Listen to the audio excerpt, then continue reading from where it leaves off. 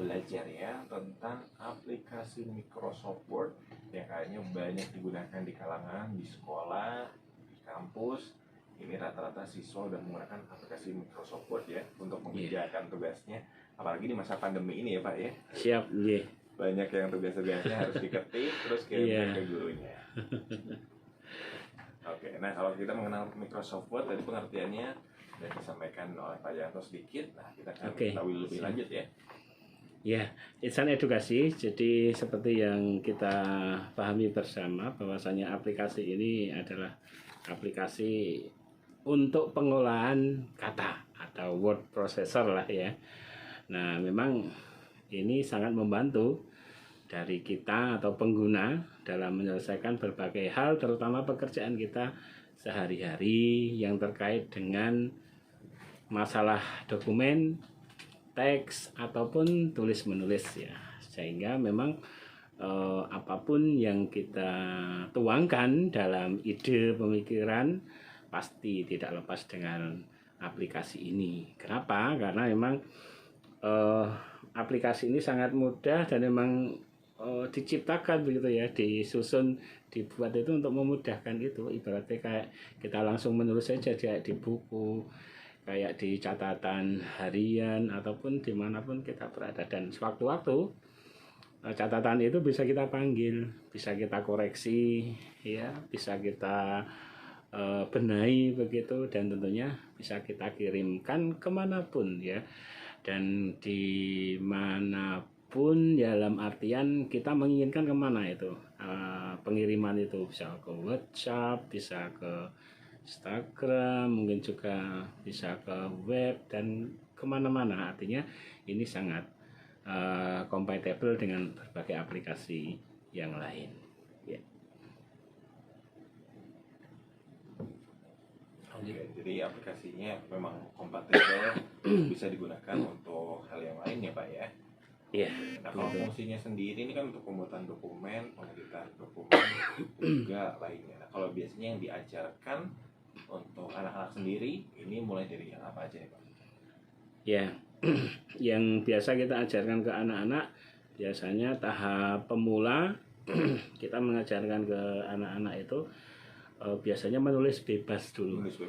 Karena kan harapannya mohon maaf, anak-anak itu terkondisi dulu, bisa menikmati dulu tentang aplikasi Microsoft Word ini, dan yang paling penting dari itu semua bisa kenali lah. Jadi bisa nyaman itu, nyaman untuk bisa tulis menulis yang semula itu di kertas dengan pensil ataupun bolpen begitu ya, kita alihkan dalam bentuk keyboard, dalam bentuk touch yang ada di komputer, laptop, di PC ataupun mungkin di komputer tablet atau yang lain lah yang memang mengakses aplikasi ini ya, seperti itu ya. Nah kalau untuk manfaatnya sendiri, kalau sekarang kan semuanya serba di Microsoft Word ya Pak ya. Nah kalau Microsoft Word sendiri, kalau dampaknya untuk terutama di SLB atau Bantul ini lebih terasa ya Pak untuk muridnya? Ya, salah satu alasan mendasarnya memang nanti kan Mas, ketika anak-anak sudah bisa merasakan kemanfaatan ya dari Word yang sebagai basic ya, penguasaan untuk masuk ke aplikasi teknologi informasi, maka tentunya nanti akan memudahkan anak itu untuk beranjak ataupun berpindah begitu ke aplikasi yang lain yang basisnya sama, entah itu nanti Excel, entah itu PowerPoint ya, atau bentuk-bentuk yang lain yang memang basisnya Microsoft ya, Microsoft. Kemudian tentunya kalau diiringi dengan era sekarang sudah muncul adanya Microsoft 365 gitu ya, dan nanti akan berkembang ke sana seiring dengan kemanfaatan yang dialami. Tapi paling tidak anak itu akan bisa memanfaatkan aplikasi ini dalam berbagai hal keseharian. Sebagai contoh, untuk memberikan kemanfaatan dalam menjawab soal, misalkan kan sering juga ada guru yang memberikan tugas dalam bentuk ini ya, ataupun juga nanti sebagai sarana belajar untuk menuliskan surat begitu ya, surat yang memang ini tidak lepas persuratan itu dengan program ini. Hampir semuanya menggunakan aplikasi Word. Di samping itu juga yang tidak kalah pentingnya nanti diharapkan memang segala pemikiran, segala hal terkait dengan ide pemikiran anak yang ini bicara lebih panjang nanti mengarah kepada bisa pembuatan semacam kayak dokumen atau catatan-catatan terpenting lainnya yang bisa dimanfaatkan untuk sarana pembelajaran, bahkan bisa juga untuk sarana komunikasi sebenarnya untuk pengembangan prestasi karir dari anak ke depan. Karena memang ya masalah kita nggak bisa lepas dari penyusunan perkata kemudian disusun menjadi kalimat kemudian menjadi satu paragraf, kemudian paragraf satu dengan yang lain harus berkesinambungan sehingga membentuk satu teks begitu ya. Di dalamnya kan harus ada beberapa komponen yang endingnya nanti umpama dalam bentuk satu lembar A4 begitu ya ataupun folio itu sudah memunculkan gagasan utama apa atau maksud keinginannya untuk dituliskan di aplikasi Word. Itu tulisan ini maksudnya untuk arena apa, untuk penulisan apa dan seterusnya, sehingga memang ini salah satu hal yang bisa dipakai untuk mengolah kemudian mengarahkan, bisa jadi juga ini bisa sebagai penanda dari anak-anak kita. Oh, berarti sudah ada penguasaan dari sisi bahasa, penguasaan dari aspek-aspek yang lain, terutama aspek untuk penyusunan kata satu dengan yang lain, kalimat satu dengan yang lain. Yang ini memang tidak harus dilatih dan diajarkan hanya dengan aplikasi Microsoft Word. Gitu. Jadi semuanya supaya satu aplikasi ya, tapi buat anak-anak nanti tetap bisa belajar untuk menggunakan aplikasi lainnya, tapi untuk pelajaran di sekolah artinya dari satu kesatuan di aplikasi Word. Betul. Oke. Nah yang berikutnya adalah ini kan bisa meminimalisir kesalahan penulisan ya. Betul. Kalau zaman dulu kan tugas tulis ulang ditipek ya. Tipek ya. Zaman-zaman dulu tuh masih ngerasain tipek yang cair sama tipek yang kertas. Betul. Sekarang ini kan sudah muncul yang kering ya kertas. Nah kalau untuk masalah meminimalisir kesalahan nih penulisan ada apa aja Pak?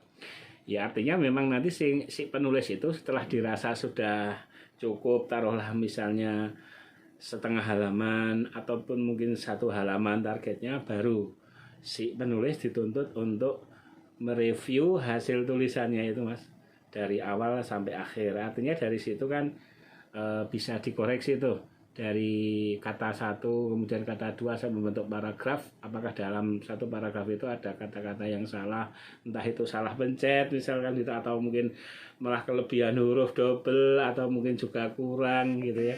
Nah itu yang dimaksud dengan meminimalisir kesalahan, termasuk juga mungkin akan mengubah ejaan. Misalkan kok ejaannya kok nganti satu halaman kok salah semua, tinggalkan ada tuh menu untuk find, untuk mengubah kata tinggal kita dimunculkan ya tulisan itu, tinggal kita membetulkan satu saja, nanti semua yang ada di dokumen itu bisa